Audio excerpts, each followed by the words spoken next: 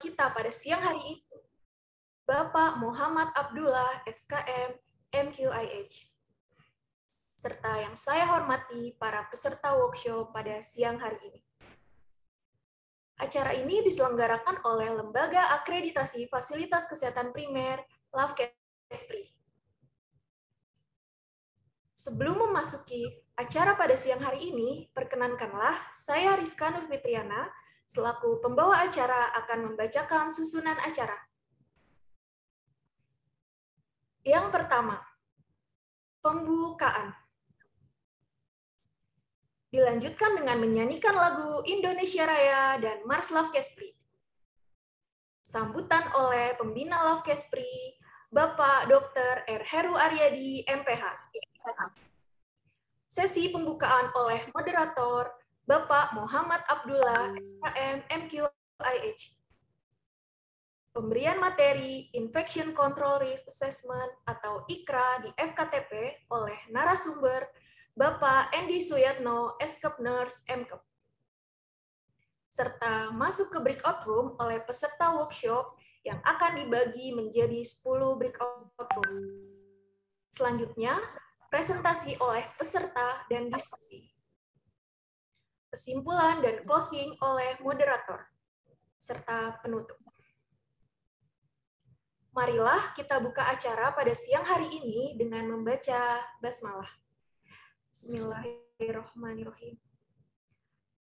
Para peserta workshop yang kami hormati, marilah bersama-sama kita berdoa. Berdoa sesuai dengan keyakinan dan kepercayaan masing-masing. Berdoa dimulai.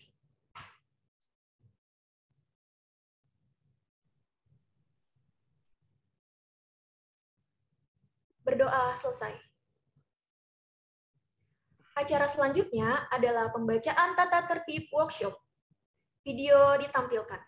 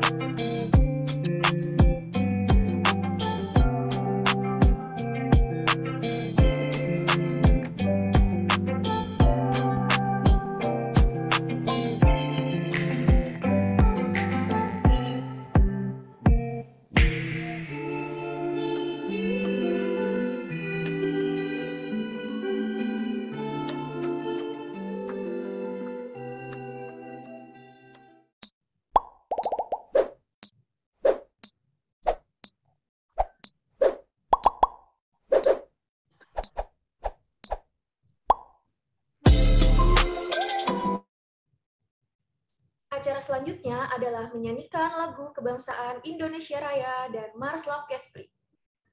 Mars LAVKESPRI diciptakan oleh Ketua Dewan Pembina LAVKESPRI, Dr. Gigi Muryono Aladin, SIP, SHMM. Para hadirin yang kami hormati, dimohon Bapak Ibu untuk dalam sikap sempurna.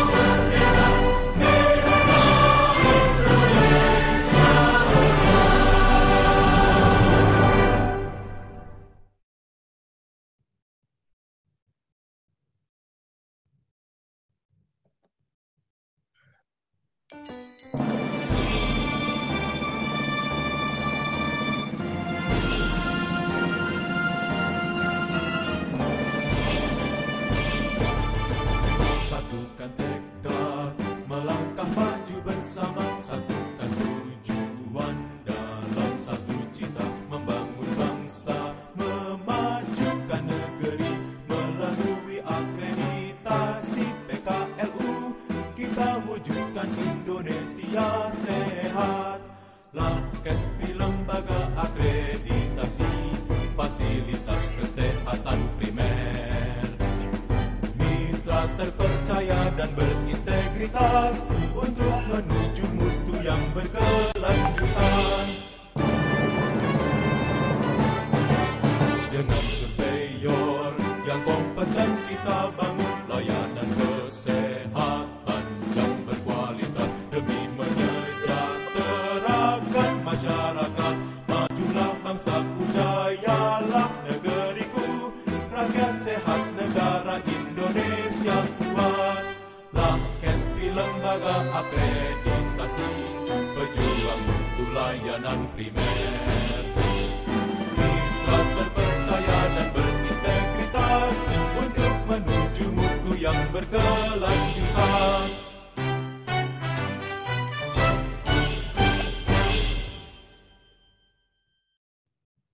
Beranjak ke acara selanjutnya adalah sambutan.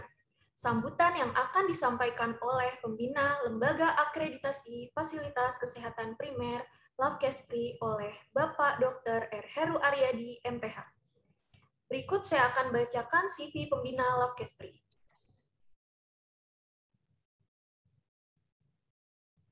Beliau merupakan lulusan College of Public Health University of the Philippines, Manila. Beliau berpengalaman luas dalam menduduki berbagai posisi dalam bidang organisasi, salah satunya menjadi Direktur Utama Lembaga Akreditasi Rumah Sakit. Banyak penghargaan yang telah beliau peroleh dalam bidang kesehatan dan sosial. Tanpa berpanjang lebar, kepada yang kami hormati, Bapak Pembina LAVKESPRI, Bapak Dr. R. Heru Aryadi, MPH, kami silahkan. Terima kasih, Bu Rizka. Apakah suara saya terdengar jelas? Terdengar, Bapak. Oke, terima kasih. Bismillahirrahmanirrahim. Assalamualaikum warahmatullahi wabarakatuh. Selamat siang, salam sejahtera untuk kita semua. Om Swastiastu, Namo Buddhaya, salam kebajikan. Tentu yang saya hormati dan banggakan para Dewan Pembina, Dewan Pengawas, Dewan Pakar, Dewan Etik dan Disiplin, serta para pengurus, dan yang tidak kalah pentingnya peserta workshop seri kedua ini. Sebagaimana kita ketahui bahwa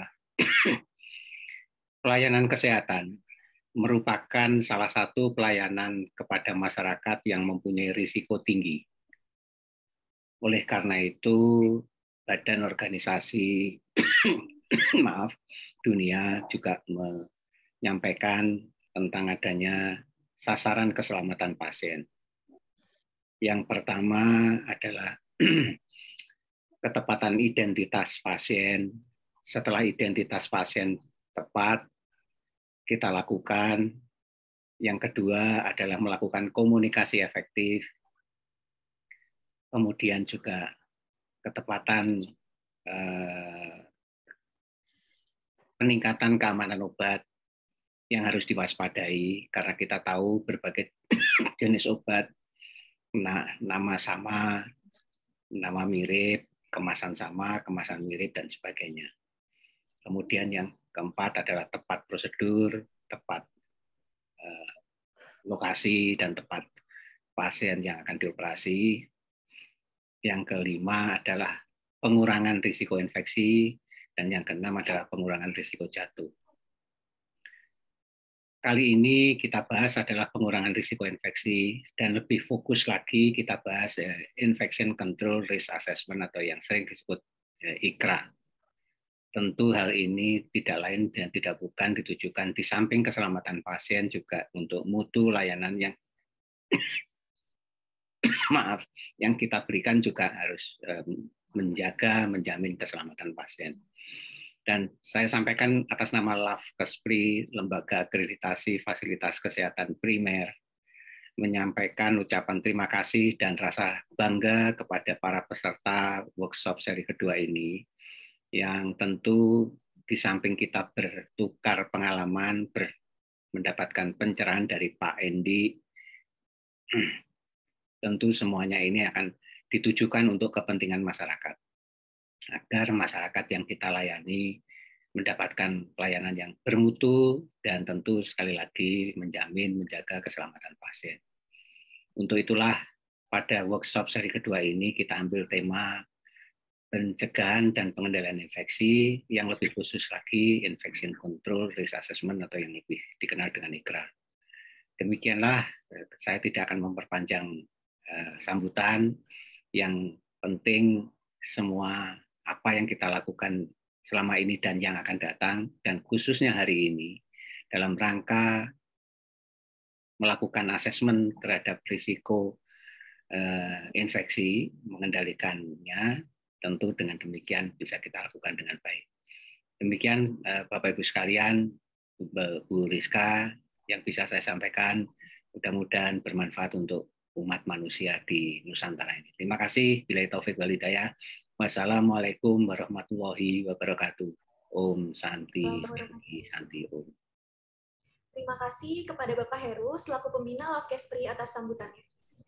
Sebelum memulai acara kita pada siang hari ini, izinkan saya menyampaikan informasi terlebih dahulu. Aplikasi Lavkespri menggunakan aplikasi LMS, Learning Management System. Bapak Ibu bisa melihat materi pembicara, sertifikat workshop, dan juga kwitansi pembayaran melalui link lms.lavkespri.id. Username menggunakan alamat email Bapak atau Ibu peserta workshop dengan menggunakan password lavkespri-123 menggunakan L besar. Untuk lebih lengkapnya, pedoman penggunaan LMS Diklat Lavkespri dapat Bapak atau Ibu download pada kolom chat. Mengawali acara kita pada hari ini, izinkan saya membacakan beberapa hal. Yang pertama, Bapak Ibu, apabila terdapat pertanyaan seputar materi yang akan disampaikan pada hari ini, silakan Bapak Ibu bisa menuliskan pertanyaan dalam kolom chat kepada moderator, sehingga moderator dengan mudah untuk memberikan kesempatan kepada Bapak Ibu yang mempunyai pertanyaan. Bapak Ibu yang kami hormati, beranjak ke acara selanjutnya, yaitu acara yang kita tunggu-tunggu. Workshop pada siang hari ini akan disampaikan oleh narasumber yang akan dipandu oleh moderator kita, Bapak Muhammad Abdullah, SKM, MQIH. Saya akan membacakan CV beliau terlebih dahulu. Bapak Muhammad Abdullah, SKM, MQIH. Beliau merupakan lulusan Master Program in Quality Improvement in Healthcare, University of Newcastle, Australia. Saat ini beliau menjabat sebagai Kepala Bidang Kesehatan Masyarakat pada Dinas Kesehatan Kabupaten Lombok Barat. Beliau juga berpengalaman sebagai surveyor FKTP dan banyak pengalaman lainnya. Dengan segala kesibukan yang ada, beliau juga menuliskan beberapa buku, salah satunya Pedoman Rujukan Komplikasi Maternal dan Neonatal di Kabupaten Lombok Barat, serta banyak buku-buku lain yang telah beliau buat. Tanpa berpanjang lebar, kita hadirkan moderator kita. Kepada yang kami hormati, Bapak Muhammad Abdullah, SKM, MQIH, kami silakan. Terima kasih, Mbak Rizka. Selamat siang, Bapak. Apakah suara saya terdengar jelas? Ya, jelas, Bapak. Jelas. Oke, baik. Bismillahirrahmanirrahim. Assalamualaikum warahmatullahi wabarakatuh. Selamat sore, salam sehat kita semua. Bapak Ibu, para pejuang mutu, para peserta workshop yang kami hormati, Bapak Ibu Dewan Penasehat, kemudian juga Dewan Pakar, dan para pengurus Lavkespri yang kami hormati. Selamat bergabung kembali dalam serial workshop bersama Lavkespri yang pada hari ini Kamis 11 Agustus tahun 2022. Dalam workshop kali ini kita akan membahas topik tentang implementasi ICRA atau Infection Control Risk Assessment di fasilitas kesehatan tingkat pertama. Dalam jam ke depan kita akan dibimbing oleh seorang pakar yang sudah tidak dilakukan lagi dalam bidang pencegahan dan pengendalian infeksi, yaitu Bapak Endi Suyatno, Eskep Nurse Magister Perawatan. Kalau kita melihat CV beliau adalah anggota Komite Akreditasi Lavkespri. Kemudian beliau juga seorang surveyor akreditasi rumah sakit. Kemudian juga beliau bekerja di rumah sakit pelabuhan di Jakarta. Kemudian staf mengajar di berbagai perguruan tinggi kesehatan. Kemudian beliau juga narasumber dan trainer yang berkaitan dengan PPI serta sebidang pengalaman lainnya yang saya tidak akan sebutkan satu persatu. Perlu kami sampaikan Bapak Ibu sekalian bahwa workshop yang dilaksanakan LAVKESPRI itu selalu dikombinasikan paparan materi, kemudian juga ada praktek penugasan, sehingga kita tidak hanya ditingkatkan knowledge kita, namun juga skill untuk implementasinya. Nah, bagi workshop ini menjadi 4 sesi. Sesi pertama adalah pemaparan materi oleh narasumber dalam waktu kira-kira sekitar 45 menit. Kemudian untuk sesi kedua, nanti ada diskusi atau tanya jawab. Namun kami mohon Bapak Ibu, jadi kami tidak memberikan kesempatan untuk bertanya lewat raise hand. Kemudian nanti di sesi ketiga akan ada penugasan dan para peserta akan dibagi ke dalam 10 break room. Nanti mohon masing-masing kelompok dapat menunjuk ketua kelompok dan juga salah satu yang akan mewakili sebagai presenter nanti pada saat presentasi di main room. Kemudian di sesi keempat nanti akan diadakan presentasi hasil diskusi kelompok dan peserta akan kembali ke main room dan langsung akan dipandu oleh narasumber kita sekaligus memberikan review dan dari hasil diskusi kelompok.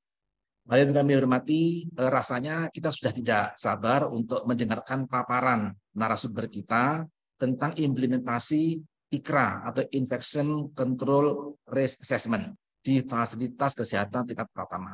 Oleh karena itu, kami mengundang Bapak Endi Suyatno, Eskep Nurse MKep atau Magister Keperawatan. Untuk itu kepada Bapak Endi kami persilahkan.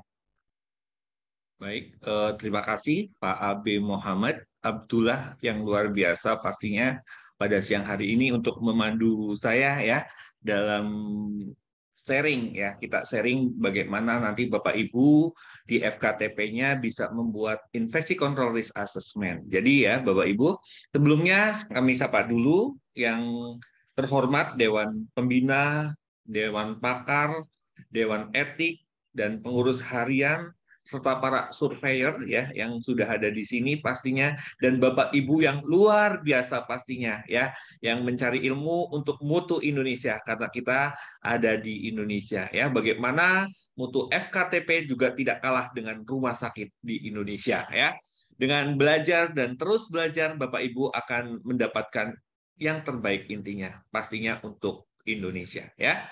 Mohon izin share screen untuk materi pada siang hari ini, yaitu bagaimana nanti Bapak Ibu bisa mengimplementasikan infeksi control risk assessment ICRA di FKTP ya. Kalau kita ngomong infeksi control risk assessment itu sebenarnya Bapak Ibu kalau belajar manajemen risiko ya itulah infeksi control risk assessment. Tapi memang di dalam PPI, pencegahan pengendalian infeksi, untuk manajemen resikonya itu agak berbeda Bapak Ibu. Jadi kenapa beda ya?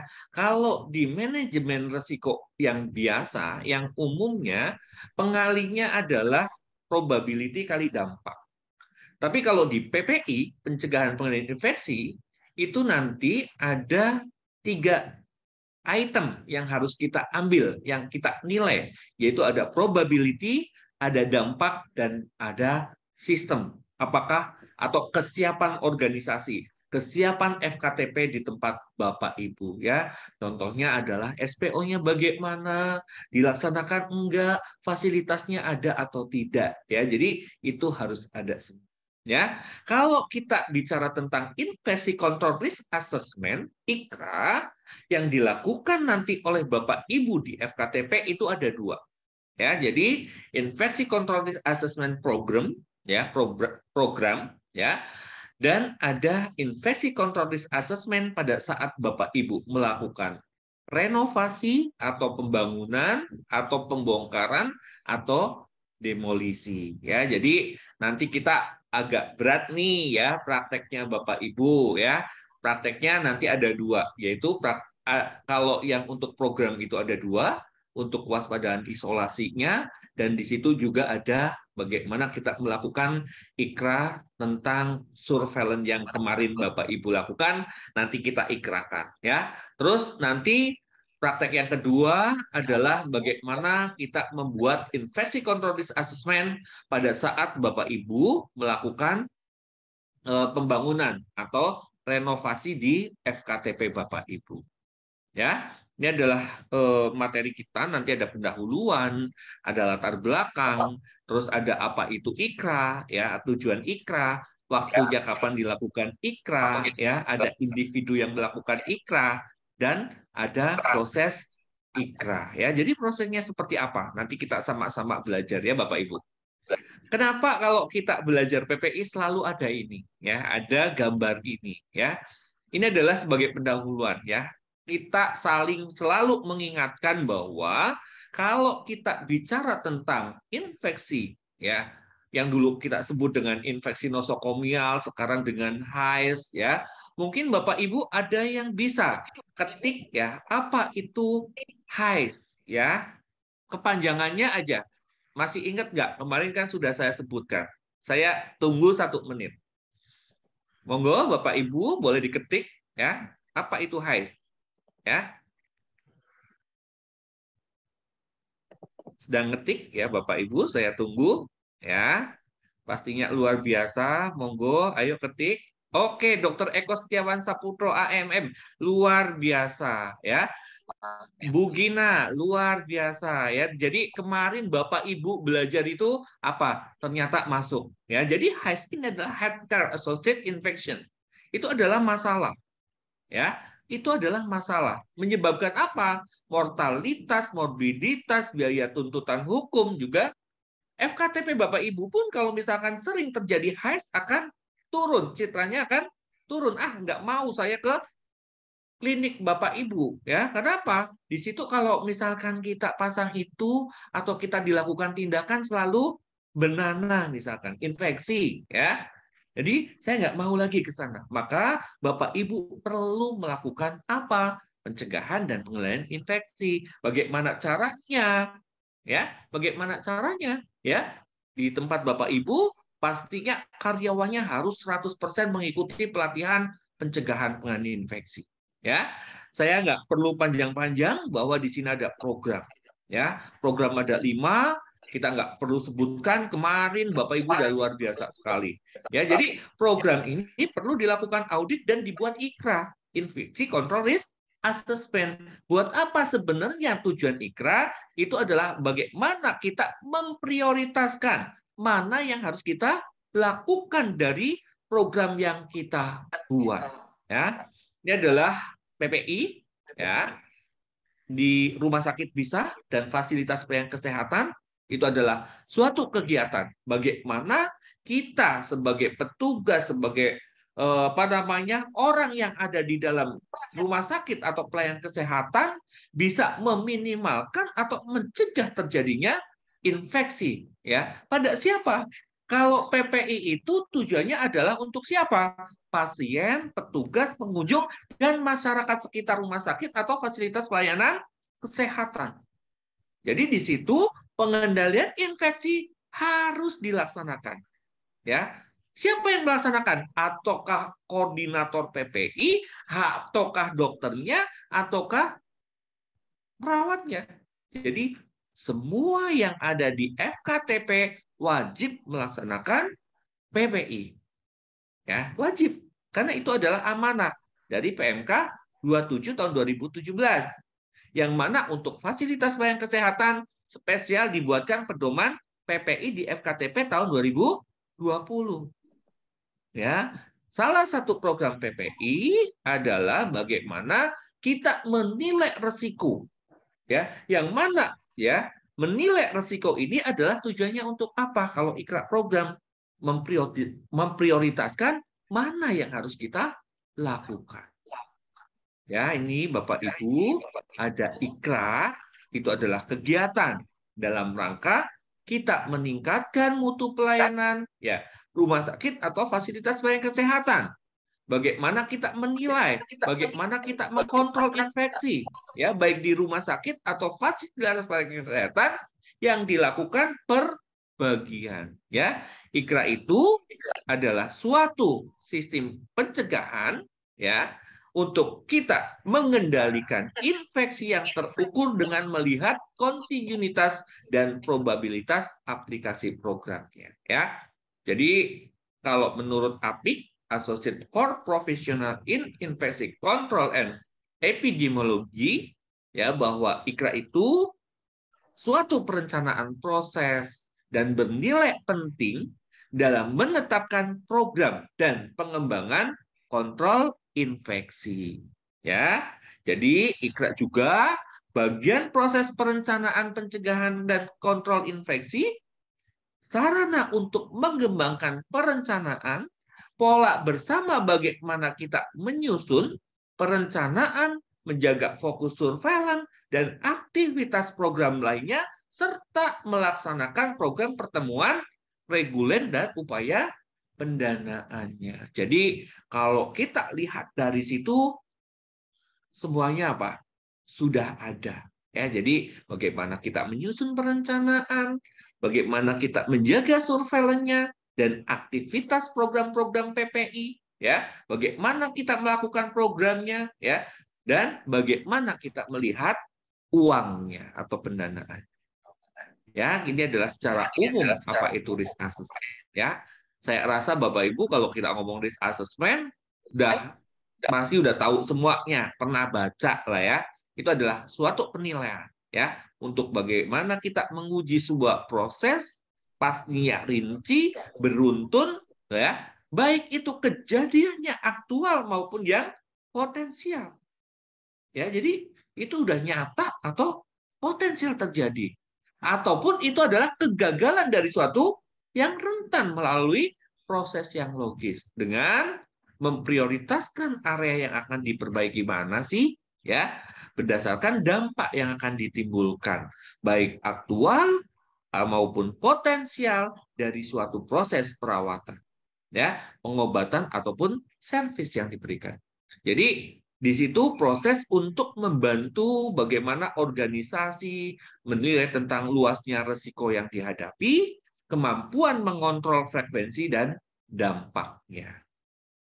Jadi risk assessment ini harus dilakukan oleh seluruh staf, ya, bukan hanya direkturnya, bukan hanya manajernya atau kabinnya, tapi semua pihak yang terlibat termasuk pasien dan pabrik. Ini tujuan IKRA, ya. Jadi kita buat sesuatu itu pastinya punya tujuan ya Bapak Ibu. Jadi IKRA ini pun kita buat ya di FKTP itu tidak ada tujuan, ya. Pastinya ada tujuan, ya. Kalau nggak ada tujuan pasti nggak akan dibuat, karena di dalam akreditasi FKTP yang 5 itu, ya, IKRA ini pun diminta, baik itu bangunan, baik itu IKRA program, itu diminta. Di rumah sakit FKTP itu semuanya diminta. Kalau di rumah sakit pastinya dia lebih besar, tapi Bapak Ibu kalau di klinik, ya, ataupun di puskesmas pastinya lebih ringan, ya, maka nggak perlu takut, ya, kita nanti belajar bersama-sama bagaimana membuatnya, ya. Kita kembali lagi ke tujuan IKRA. Jadi kita melakukan IKRA itu agar apa? Tercapainya perlindungan terhadap pasien, petugas dan pengunjung rumah sakit dari risiko, ya, tersusunnya data identifikasi dan kita grading risiko di rumah sakit, ya, tersedia acuan penerapan langkah-langkah penilaian risiko infeksi di rumah sakit, tersedianya rencana program pencegahan dan penginfeksi di rumah sakit ataupun di fasilitas pelayanan kesehatan. Jadi tidak hanya di rumah sakit. Nanti Bapak Ibu coba lihat ya, di situ udah beredar ya, untuk FKTP yang 5 ya, 5 standar itu nanti IKRA masuk ya. Jadi IKRA masuk harus dilakukan. Di FKTP siapa yang melakukan IKRA?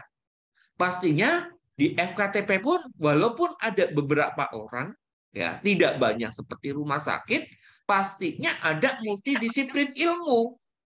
Itulah yang melakukan atau yang membuat infeksi control risk assessment. Baik itu untuk program ataupun untuk bangunan. Kalau klinik kita cuma bersepuluh orang, bagaimana kita melakukan? Di situ pasti udah ditunjuk koordinatornya siapa ya yang melakukan. Pastinya nanti kita sesuaikan. Kalau misalkan di sini tidak ada koordinator PPI, tapi penanggung jawab, monggo pakai penanggung jawab PPI. Ini penanggung jawabnya K3.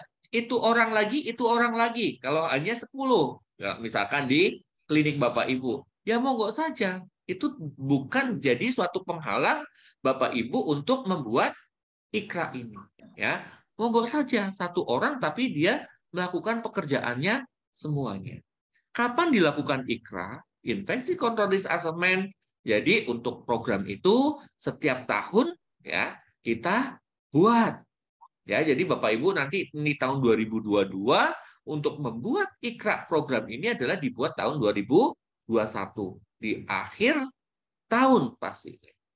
Ya, jadi pas Januari 2022 Bapak Ibu sudah melakukan program yang dibuat. Ya, jadi ya kebanyakan ya yang kita lihat di situ membuat programnya adalah di bulan Januari.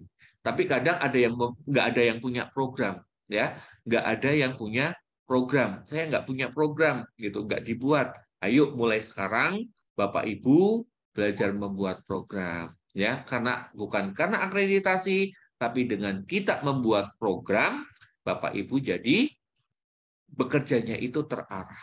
Mungkin nanti ke depannya bagaimana membuat program, baik itu PPI, nanti LAVKESPRI bisa melakukan ya bagaimana caranya. Itu ada ya. Ada cara-caranya.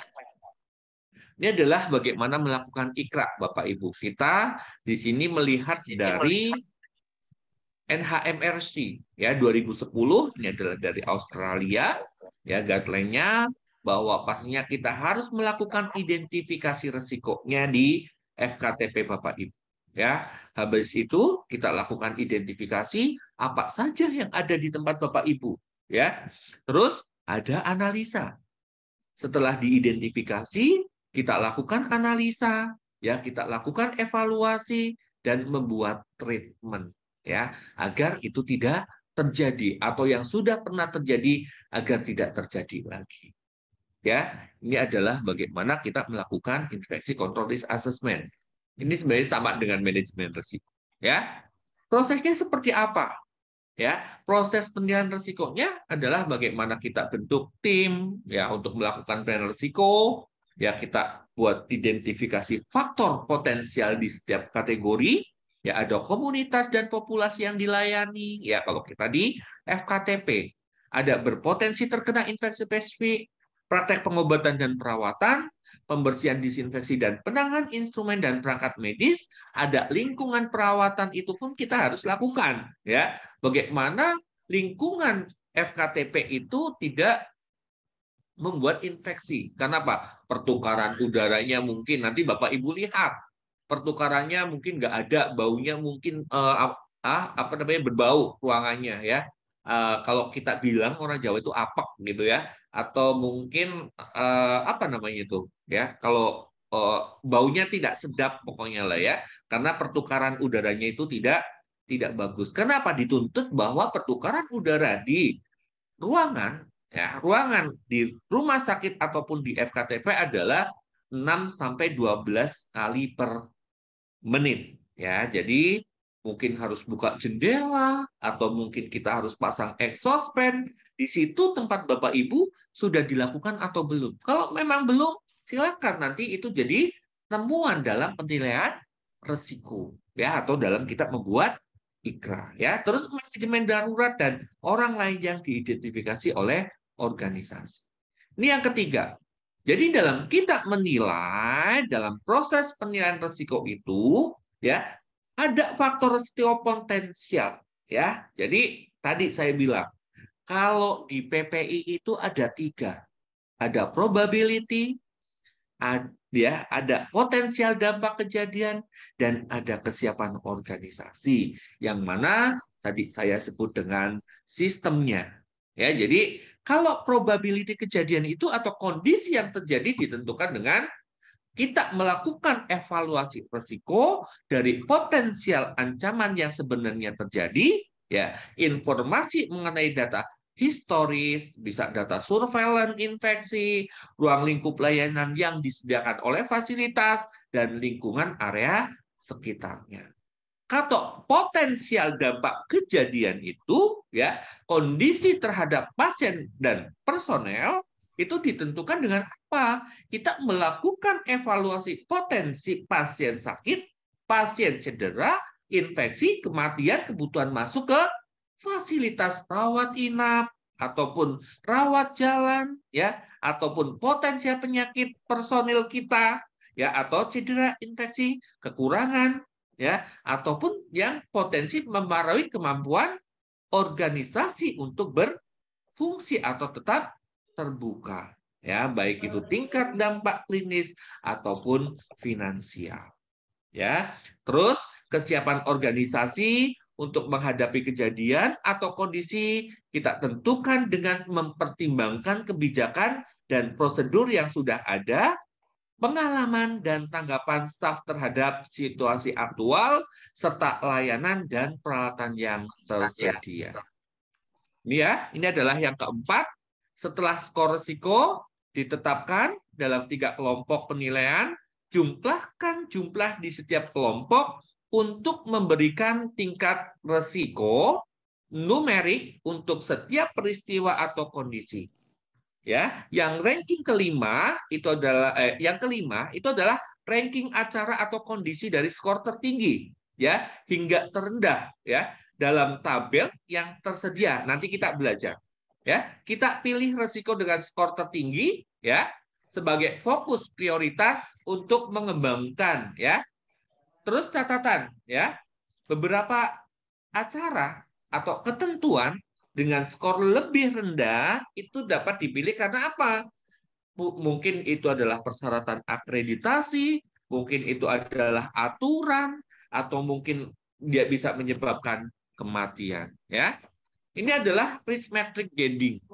Jadi risiko sebagai suatu fungsi dari probability, ya, itu ada chain likelihood, ya, dari suatu kejadian yang tidak diinginkan dan tingkat keparahan atau besarnya dampak dari kejadian tersebut. Ini adalah bagaimana kita melakukan penentuan skor risiko, Bapak Ibu.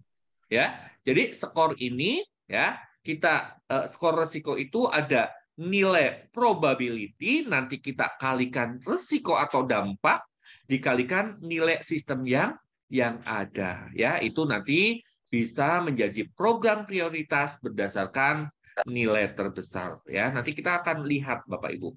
Kenapa kita menggunakan metric grading gitu, ya? Memang ini yang sering digunakan, ya. Dan untuk melakukan pemetaan risiko terhadap probability, dampak, dan sistem yang ada. Karena pastinya lebih efektif, ya, mudah dimengerti, ya, mudah digunakan. Pastinya dia punya deskripsi detail dan definitif, menerangkan bagaimana risiko dapat dimitigasi pada tingkat yang bisa ditolerir, ya. Ini form pengkajian risiko, Bapak Ibu, minimal ada 3, ada probability yaitu kemungkinan terjadi, ada impact atau dampak, ada current system atau sistem kelanjuan, atau ditambah, monggo misalkan Bapak Ibu perlu nambah, tambah. Jadi nggak salah. Ya, misalkan dalam form pengkajian itu saya mau bikin 4 item atau 5 item. Wong 3 aja udah kebanyakan, apalagi Bapak Ibu buat 5, ya, silakan. Ini adalah penilaian, ya, probability atau frekuensi, ya. Jadi ada namanya tingkat resiko 1 sampai 5. Ya. Kalau 1 itu apa, 2 itu apa, 3 itu apa, ya. Jadi dalam probability atau frekuensi ini, ya, mohon izin, saya mau pakai spotlight, ya. Jadi biar Bapak Ibu nanti gamblang, di sini ada tingkat resiko, ya. Itu dikatakan 1 never. Never itu jadi dalam 1 tahun itu tidak pernah terjadi. Jadi kita lihatnya adalah tahun 2021. Ya, tahun 2021. Karena kita akan buat tahun 2022. Jadi pada tahun 2021 misalkan plebitis itu tidak pernah terjadi. Jadi probability-nya adalah tidak pernah dia masuk dalam tingkat resiko 1. Tapi kalau misalkan kejadiannya frekuensinya 1 sampai 2, ya misalkan plebitis dalam 1 tahun di tempat Bapak Ibu adalah 2, maka tingkat resikonya adalah 2. Kalau per bulan misalkan, per bulan ada 4, ya kita rata-rata per bulan 4 kali 12, 48, berarti udah sering. Itu nanti tingkat resikonya adalah 5. Ya, jadi Bapak Ibu nanti nggak perlu dihafal ini Bapak Ibu. Jadi nanti ini jadikanlah panduan di tempat Bapak Ibu. Jadi panduan membuat infeksi control risk assessment program, ya. Jadi harus ada panduan. Ini tadi saya sudah diminta oleh salah satu puskesmas untuk melakukan Monef untuk PPI-nya. Sudah benar belum? Ya, jadi puskesmas sudah mulai giat untuk melakukan itu, ya, melakukan perbaikan-perbaikan. Ya. Ini ada penilaian dampak atau resiko untuk dampaknya, ya. Jadi dampak itu tingkatnya pun ada 1 sampai 5. Ya, 1 sampai 5, ya. Tidak ada cedera, itu minimal, ya, klinikal. Terus ada cedera ringan, itu misalkan luka lecet, ya, dapat diatasi dengan P3K, ya, itu moderat.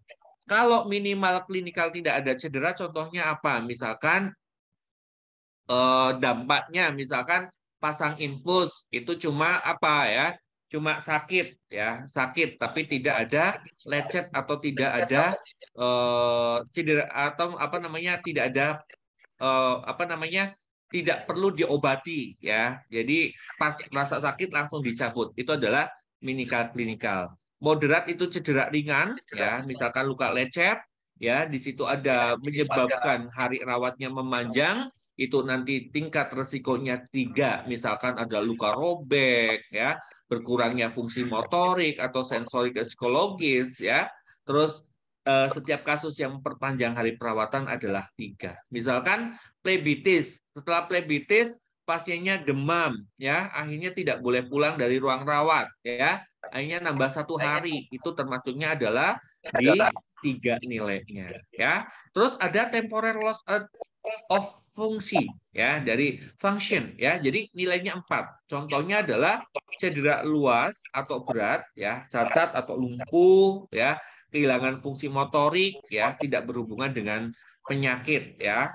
Contohnya apa? Ya, cedera luka luas berat, ya, misalkan adalah pasang infus tapi dia terjadi ekstravasasi. Itu bisa termasuk dalam cedera luas atau berat. Jadi ekstravasasi itu tidak hanya bengkak, tapi kulitnya mengelupas, ya, karena mungkin pemberian KCL, ya, mungkin, atau CA glukonas, itu bisa, ya.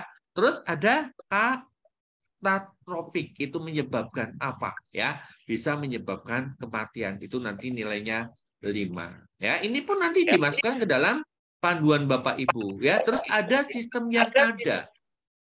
Jadi sistem yang ada itu, ya, di tempat Bapak Ibu tingkat 1, tingkat 2, tingkat 3, tingkat 4 sampai 5, ya, yang dari awal saya bilang bahwa di tingkat 1 itu peraturan ada, fasilitas ada, dan dilaksanakan.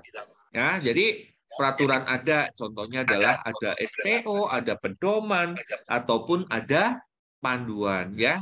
Apakah harus semua ada? Kalau saya sih, jadi nanti Bapak Ibu buat pedoman PPI FKTP, habis itu diturunkan ke dalam SPO saja, nggak perlu ke panduan. Terus fasilitasnya ada dan dilaksanakan. Contohnya, peraturan SPO kebersihan tangan, fasilitas untuk kebersihan tangannya ada dan teman-teman selalu melakukan. Ya, ini ya. Ini adalah contohnya Bapak Ibu. Ya, contohnya di standar precaution. Ya, jadi nanti Bapak Ibu bisa buat seperti ini. Kurangnya kepatuhan menggunakan APD pada saat pembersihan alat, misalkan kita lihat. Atau misalkan kurangnya kepatuhan menggunakan APD, ya itu aja nggak apa-apa. Misalkan kurangnya kepatuhan melakukan kebersihan tangan. Jadi Ibu mau ambil per unit atau mau ambil keseluruhan dari FKTP. Ya, jadi nanti dengan kurangnya kepatuhan menggunakan APD, probability-nya dalam 1 tahun berapa kali? Ya, misalkan 3 kali. Ya, berarti ya, itu adalah 3. Ya, terus dampaknya dari tidak menggunakan APD itu bisa menyebabkan ya. Silakan saja Bapak Ibu lihat di situ menyebabkan apa? Yang dilihat di tempat Bapak Ibu. Oh, tidak menyebabkan apa-apa. Ya monggo saja nilai 1. Ya, terus sistemnya ada nggak SPO-nya di tempat Bapak Ibu? Ya, SPO-nya ada enggak, fasilitasnya ada enggak, dilaksanakan atau tidak. Nanti kita lihat ya. Jadi pada saat kita membuat ini ya, dari membuat ikra ini, jadi tidak hanya Endi saja yang membuat. Dari tim PPI saja atau koordinator PPI. Tapi kita membuat itu adalah dengan apa? Ya, jadi dengan apa? Kita lakukan rapat, ya. Lakukan rapat. Kita rapat, ya. Kita buat masalahnya apa aja kita tulis di sini. Habis itu kita grading, ya. Skornya berapa? Di sini kan kita skor ya, Bapak Ibu. Jadi skor ini. Ini ya ada 27, ada 18, ada 36, ada 27. Maka yang akan kita ambil adalah 36. Ya, bahwa belum tersedia sarana untuk kebersihan tangan di sini. Nanti jadi prioritas pertama pastinya. Ya, ini adalah kita lakukan prioritas rendahnya kepatuhan kebersihan tangan, ya. Kurangnya kepatuhan menggunakan APD pada saat pembersihan alat, ya. Ini maaf, ini harusnya 27 ya. Nanti ini nilainya tergantung ya. Belum tersedia pintu penerimaan kotor di CSSD nilainya 4, nanti kita lakukan prioritas. Ya, nanti kita buat plan of action. Jadi Bapak Ibu, nanti ada cara ya, beberapa cara. Jadi Bapak Ibu nggak perlu kaku. Oh, ini pakai ini pakai ini. Jadi banyak sumber dalam kita membuat ikra ini. Ya, ada yang nanti pakainya adalah potensial resikonya apa, tujuan umum, tujuan khusus, itu ada. Kalau saya ambilnya adalah tujuan aja. Karena tujuan umum, tujuan khusus itu artinya sebenarnya sama. Nanti di situ ada strateginya apa. Intinya adalah hasil yang diharapkan dari kita membuat ikra ini. Jadi formulir itu tidak jadi baku. Jadi ada formulir yang berbeda pastinya ada. Bapak Ibu mau pakai yang mana itu tidak jadi masalah dalam membuat infeksi control risk assessment. Jadi dalam plan of action ini pastinya nanti ada kegiatan dari permasalahan tadi ya, rendahnya kepatuhan kebersihan tangan, meningkatkan kepatuhan menggunakan APD. Nanti di sini pastinya kita melakukan kegiatan ini ada tujuannya ya, pastinya kalau kita ngomongin tujuan itu adalah tercapainya kepatuhan kebersihan tangan. Jadi kata-katanya adalah ya. Harusnya ini mau berapa persen, jadi berapa persen ya, intervensinya apa saja ya. Kita misalkan edukasi ulang, menyediakan sarana kebersihan tangan, melakukan audit kepatuhan, melakukan diseminasi hasil audit kebersihan tangan kepada orang-orang ya. Monggo ini bentuk tim atau komite ya, dilakukan waktunya dalam 1 bulan. Terus hasil yang diharapkan bahwa kepatuhan kebersihan tangan adalah 80%. ya. APD-nya juga seperti itu ya. Ini di sini nanti mau bentuk komite atau mau bentuk tim atau koordinator itu tidak jadi masalah ya. Kita masuk ke ikrar renovasi, konstruksi dan bangunan. Bahwa pembongkaran renovasi bangunan konstruksi di FKTP itu juga sumber infeksi ya.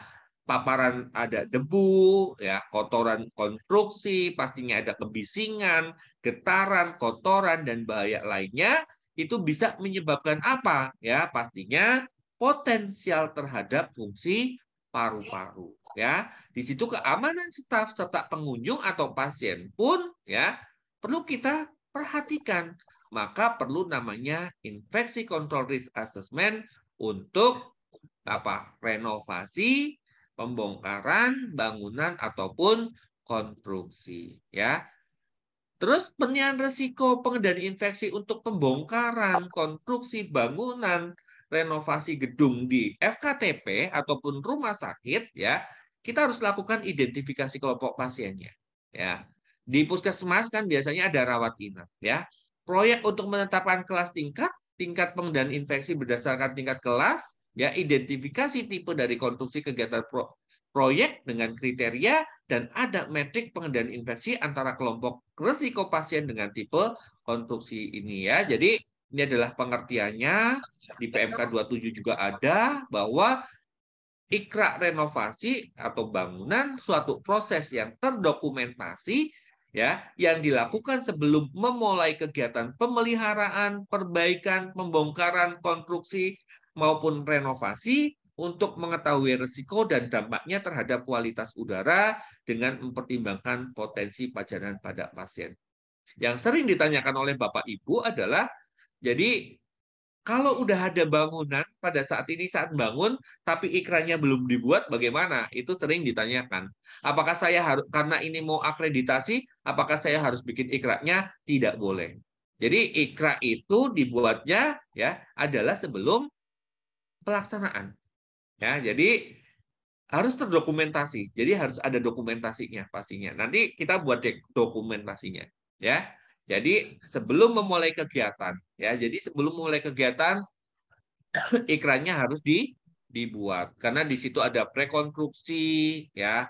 Sebelum jadi prekonstruksi itu nanti kita adakan rapat, habis itu kita lakukan tinjauan lapangan, habis itu kita buat surat izinnya, habis itu boleh membangun atau tidaknya oleh tim PPI, habis itu lakukan pembangunan kalau sudah diizinkan ya, tim PPI membuat surat izin kerjanya ya. Habis itu nanti kita bikin surat izin kerja, habis itu melakukan pembangunan, tim PPI atau koordinator PPI harus melakukan audit ya, melakukan audit, habis setelah lakukan audit di situ kurangnya di mana, setelah selesai nanti kita bikin pos konstruksinya, ada checklist-checklistnya. Ya, terus ikrar renovasi menurut APIK itu adalah suatu pengkajian multidisiplin yang prosesnya didokumentasikan untuk mengidentifikasi secara proaktif dan mengurangi risiko dari infeksi yang bisa terjadi selama kegiatan konstruksi. Ya, mengapa sih perlu ikrar bangunan di FKTP ya? Atau jadi ikrar karena kita pengen apa ya? Pengen pastinya melindungi pasien dari kejadian infeksi ya, pasien, petugas, pengunjung, masyarakat sekitar. Jadi masyarakat sekitar pun nggak boleh kena debu dari FKTP Bapak Ibu. Lagi bangun naik ke atas, sebelahnya ada rumah rumahnya si warga, itu Bapak Ibu nggak boleh debunya sampai ke tempatnya si warga itu. Jadi bagaimana caranya kita tutup ya. Kita tahu ya bahwa di situ dengan adanya pembangunan pastinya ada penyebaran jamur, bakteri di udara dengan debu atau aerosol dan air. Maka kita perlu melakukan monitoring penyebaran debu dari komponen bangunan selama renovasi di FKTP. Ya, hal yang perlu diperhatikan itu ada 5. Ya, pada saat kita melakukan renovasi pembangunan ataupun konstruksi, ya, ini hubungannya dengan asbestos, ya, pembongkaran asbes enggak. Terus akses pekerjanya juga harus kita perhatikan Bapak Ibu, walaupun itu di klinik. Misalkan itu di depan klinik umum ya, di suatu klinik ya, bolak-balik pekerja. Ya, sebaiknya adalah kita tutup ya, ada barier. Kalau memang itu perlu dipindah, pindah dulu. Jadi nggak ada orang lalu lalang di situ bikin debu ya, pasien duduk di dekat orang bangun, itu sangat beresiko ya. Keamanan dan kenyamanan pasien, petugas, pengunjung dan masyarakat di FKTP, perlindungan terhadap peralatan pun kita harus perhatikan. Jadi FKTP punya alat-alat itu harus kita lindungi pada saat kita melakukan pembongkaran ataupun pembangunan. Ya, kita kendalikan debu karena apa? Terjadi infeksi pastinya kalau tidak kita kendalikan. Ya, karena partikel debu itu sangat mengandung jamur ya, Aspergillus, yang dapat menyebabkan infeksi aspergillosis ya. Ini langkah-langkahnya. Jadi ada prabangunan atau renovasi, ada intra, ada pos ya. Itu apa yang harus kita lakukan, nanti kita bahas. Pada prarenovasi atau bangunan ya. Jadi di sini sebelum merenovasi membangun ada rapat koordinasi antara bagian teknis ya, tim koordinator ya, mungkin PPI, K3 atau di tempat Bapak Ibu ada orang sanitasi, kita kumpul vendor. Terus kalau di FKTP itu ada cuma dokter, perawat, ya monggo ditunjuk ya siapa. Mungkin perawatnya ada orang K3 dan PPI sekaligus. Karena kekurangan orang, ya monggo saja ya. Siapa yang ditunjuk di situ? Pastinya ada SK-nya. Misalkan Endi jadi orang K3, jadi orang PPI, ya mungkin sanitasi sekalian, itu nggak masalah ya. Yang penting ada SK penunjukannya. Terus ada tim koordinator PPI melakukan pengkajian risiko dan membuat izin renovasi. Ya, monggo ini nanti dibuat. Terus sebelum pelaksanaan renovasi dan pembangunan, tim atau koordinator PPI, K3 dan unit sanitasi ya memberikan edukasi. Jadi orang yang ditunjuk itu beri edukasi kepada pihak yang melaksanakan proyek ya, yang melaksanakan proyek. Ini adalah checklistnya. Nanti mungkin ini nggak perlu dipraktekkan. Saya langsung ngomong sekarang. Jadi ada prakonstruksi. Nanti tanggal berapa ya? Pastinya sebelum tanggal operasi ya. Lokasi renovasinya di mana? Misalkan di klinik ya. Koordinator proyeknya siapa? Misalkan ditunjuk insinyur Rano ya, Rano Karno misalkan koordinator proyeknya ya. Ini nanti apakah ada pengaruhnya terhadap asbes dalam pekerjaannya, bahan kimia berbahaya pakai atau tidak, ruangannya sempit atau tidak, ini tinggal ya atau tidak. Ya, kalau misalkan tidak ada, tidak perlu diisi ya. Terus dalam pembangunan itu apakah ada dampak ya terhadap alarm kebakaran ya, penyemprotan air atau sprinkler, listrik ya, ini tinggal ya atau tidak. Jadi Bapak Ibu, nanti saya sudah share itu sama Bu Nana ya, untuk Dokter Nana tadi sudah share prakonstruksinya. Ini nanti diisi pada saat pembangunan. Nanti yang saya akan tekankan adalah pada saat surat izinnya ya. Nanti di sini ya, di formulir ini ada tanda tangan, ada dari PPI, ada dari K3, ada dari rumah sakitnya IPS ya. Misalkan instalasi yang masalah sarana, monggo nanti diatur siapa saja di tempat Bapak Ibu. Misalkan di saya itu nggak ada sarana Pak Endi karena saya klinik, adanya hanya owner sama tim PPI, monggo saja diatur di situ. Ya, ini adalah langkah-langkah dalam kita membuat surat izin. Ya, kita lakukan identifikasi tipe dari aktivitas konstruksi. Ada tipe A sampai D. Ya, jadi kalau misalkan Bapak Ibu bangun tipenya A, dikatakan tipe A itu adalah kegiatan pemeriksaan konstruksi dengan risiko rendah. Di sini ada pemindahan plafon untuk pemeriksaan visual, pastinya debunya minimal ya, bukan pemlesteran ya dalam melakukan pengecetan, Ya, kalau misalkan pengecatannya kita perlu dilakukan apa namanya amplas, itu termasuknya nanti masuk di kegiatannya skala kecil, tapi itu termasuknya tipe B ya, bukan tipe A. Jadi pengecatan ini tanpa amplas. Terus merapikan pekerjaan listrik, pemasangan pipa kecil dan aktivitas lainnya tidak menimbulkan debu. Jadi nanti kalau amplas mau ngecat itu masuknya adalah tipe B ya. Jadi kalau tipe B ini kegiatan non-invasif, skalanya kecil, durasinya pendek dengan risiko debu minimal, tidak termasuk ya, namun tidak terbatas pada apa ya? Instalasi kabel untuk telepon dan komputer, mengakses space, pemotongan dinding atau plafon ya, debunya dapat dikontrol. Tipe C ya. Mungkin di tempat Bapak Ibu juga nanti bisa tipe C ya, bisa tipe D. Kalau itu di ruangannya yang mana ya? Kalau misalkan di ruangan IGD bisa saja ya. Ini tipe C itu kegiatan pembongkaran gedung dan perbaikan gedung yang menghasilkan debu tingkat tinggi dengan risiko sedang sampai tinggi ya, termasuk namun tidak terbatas pada ini semua ya, konstruksi dinding baru, pekerjaan pipa kecil atau pemasangan listrik di atas plafon ya, kegiatan pemasangan kabel besar ya, terus pemindahan pemasangan lantai dan plafon ya. Kalau tipe D pastinya adalah pembangunan proyek konstruksi dan pembongkaran gedung dengan skala yang besar ya. Di sini ada menuntut pembongkaran gedung secara besar, kegiatan pemasangannya. Ini adalah langkah kedua. Jadi kita sebagai tim ya pastinya akan melihat kelompok pasien yang berisiko. Jadi itu tempatnya di mana? Kalau rendah itu di area perkantoran, sedang itu di fisioterapi, IRJ. Kalau dirawat di FKTP kan nggak ada fisioterapi, tapi ada rawat jalan. Ya, jadi resiko tinggi itu di IGD-nya atau di VK-nya. Ya, sangat tinggi itu di mana, Bapak Ibu? Ya, saya rasa di tempat Bapak Ibu tidak ada di sangat tinggi. Paling maksimal adalah di tinggi karena paling ini adalah di apa? VK ataupun IGD. Ya, ada puskesmas yang punya laboratorium.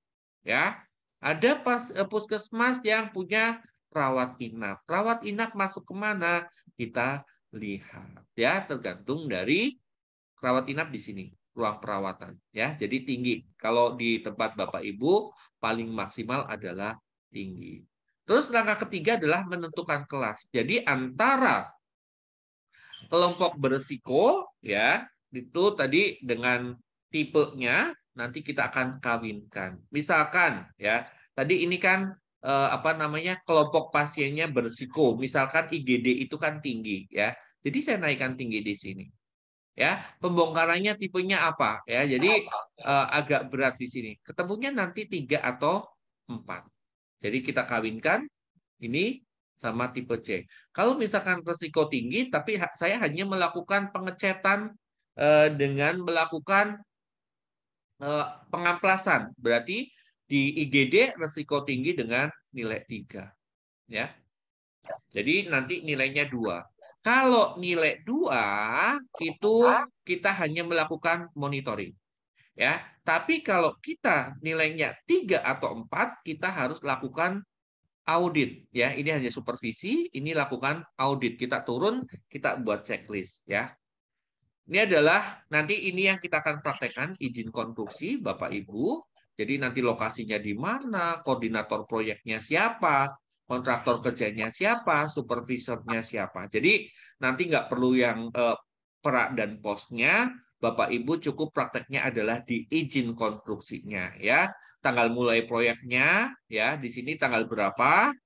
Perkiraan durasi itu nanti pakai hari Ibu. Misalkan Bapak Ibu, jadi 30 hari atau 60 hari, bukan 1 sampai 30 hari gitu enggak, tapi 30 hari atau 60 hari. Tanggal izin kadaluarsanya misalkan proyeknya 1 bulan, mulai tanggal 1 berarti tanggal kadaluarsanya adalah tanggal 1 bulan berikutnya. Nanti kita tentukan tipenya ya, ada tipe A, tipe B, tipe C. Tadi kan sudah ya Bapak Ibu ya. Lihat dari apa namanya tipe dari pembongkarannya atau pembangunannya.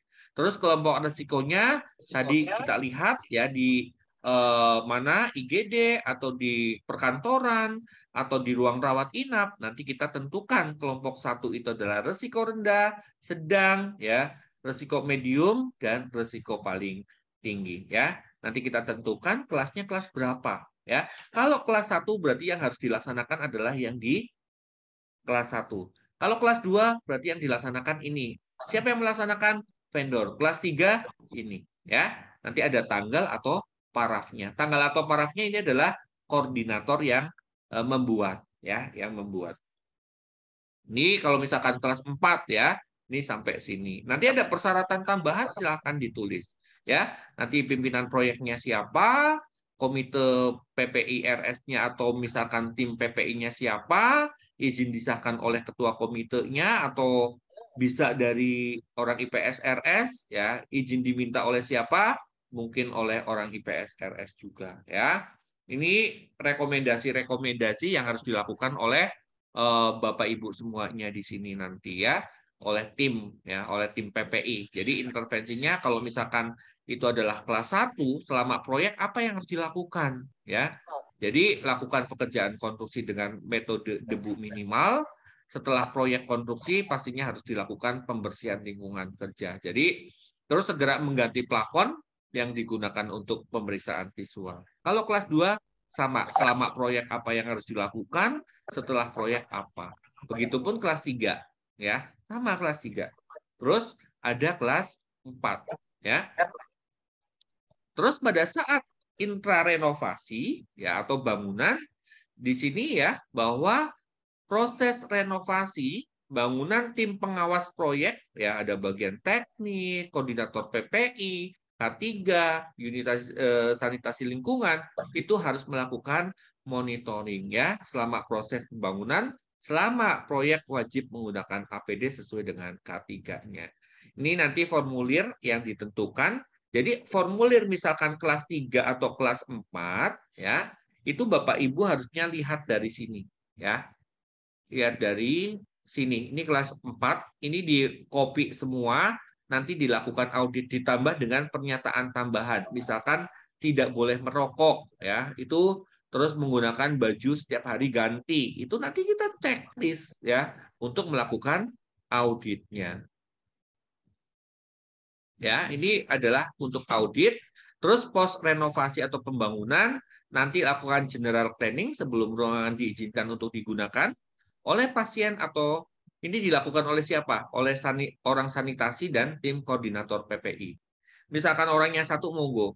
Terus lakukan pemeriksaan kultur. Kalau misalkan FKTP-nya mampu, kalau tidak mampu silakan dilihat secara physically, ya. Jadi secara fisik kita lihat, oh sudah bisa digunakan, oh debunya sudah tidak ada, itu monggo. Jadi misalkan masih banyak debu, silahkan dilakukan pembersihan ulang. Terus maintenance alat-alat yang ada itu oleh bagian teknik.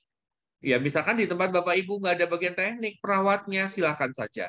Dan lakukan evaluasi dengan menggunakan formulir checklist post konstruksi. Ya, ini kalau misalkan ada kultur, ini secara teorinya ya Bapak Ibu. Tapi kadang apalagi di daerah di FKTP rumah sakit aja banyak yang tidak melakukan. Ya, jadi jumlah mikroorganismenya berapa? Ini adalah pos renovasi, ada checklistnya, nanti diisi di sini ya. Jadi diisi ya, pembersihan debu dari udara dengan sistem penyedotan pipa, misalkan pakai vacuum cleaner, ya tanggal berapa di sini. Pembersihan zona konstruksi sebelum memindahkan bagian konstruksi dilakukan enggak? Ya. Terus pemeriksaan jamur ya. Terus tidak dilakukan ya. Verifikasi parameter ventilasi area baru sesuai kebutuhan tidak dilakukan ya cetak tidak dilakukan. Jadi apa adanya bukan apa adanya ya. Terus formulir pos konstruksi ini semuanya diisi. Jadi IKRA program harus ditinjau dan diidentifikasi setidaknya setiap tahun ya dalam melakukan prioritas risiko, tidak membuat semuanya menjadi prioritas tapi pilah ya. Misalkan ada 10, Bapak Ibu mau 5, ya monggo 5. Ya, terus jangan menggunakan beberapa jenis tool untuk diprioritaskan dan lakukan pendokumentasian prioritas risiko dan diseleksi secara rasional. Jadi Kalau itu nggak bakalan bisa tercapai, nggak bisa bakalan terbeli, ya jangan. Ya, terus pengendalian dan sistem monitoring secara menyeluruh pada setiap proses renovasi dan bangunan sangat dibutuhkan untuk meyakinkan bahwa perencanaan pre-renovasi dan bangunan sudah efektif. Ya, jadi hasil evaluasi juga harus kita komunikasikan kepada vendor, bagian teknik, casing, K3 ataupun PPI. Ya, mungkin itu yang bisa saya sampaikan. Semoga bisa bermanfaat bagi Bapak Ibu semuanya. Terima kasih Pak EB. Kami kembalikan. Baik, terima kasih Bapak narasumber, Bapak Endi Sunyatno, luar biasa. Paparan beliau sangat gamblang, sangat menarik, dan implementable. Ya, semoga dengan paparan tadi Bapak Ibu peserta workshop sudah tercerahkan tentang apa itu IKRA, kemudian apa saja yang harus kita buat, bagaimana membuatnya, bagaimana kita gradingnya dan sebagainya. Selanjutnya tampaknya sudah banyak sekali pertanyaan yang masuk Pak Endi. Mungkin saya akan mulai bacakan karena memang kita punya waktu yang terbatas ya, sekarang di posisi jam 4.20 kalau di Mataram atau ke jam 3.20 kalau di WIB ya. Kita hanya punya waktu 15 menit. Semoga nanti bisa terjawab semuanya. Tapi kalau tidak, mungkin nanti bisa kita berikan jawabannya lewat LMS gitu, secara tertulis nanti mudah-mudahan. Kita mulai dari yang pertama, ini dari Bapak Sudadi. Pertanyaannya adalah, apakah IKRA sama dengan membuat analisa risiko? Ini Pak. Apakah pembuatan IKRA sama dengan pembuatan analisa risiko? Ya. Ya, Boleh bisa boleh diberikan dijawab, jawaban. Pak AB. Prinsipnya sama seperti di awal tadi saya bilang bahwa dalam membuat IKRA itu sama dengan membuat analisa risiko. Tapi tadi ada bedanya. Pada saat kita membuat IKRA di PPI itu ada tiga yang harus kita nilai. Komponen ya, 3 komponen yang harus kita nilai. Ada probability, ada dampak, dan ada sistem. Tapi kalau yang biasa itu hanya probability dan dampak. Itu Pak AB. Ya baik, jadi semakin jelas ya. Jadi kalau IKRA itu ada 3 komponen, ada probability dan dampak. Ini sama dengan manajemen risiko, tapi ada tambahannya tentang kesiapan dari sistem. Baik, terima kasih Pak Endi. Selanjutnya ada pertanyaan yang kedua itu dari Ibu Briani. Contoh-contoh dari probabilitas, potensi, dan kesiapan organisasi yang praktis di FKTP. Contohnya bagaimana ini Pak Endi?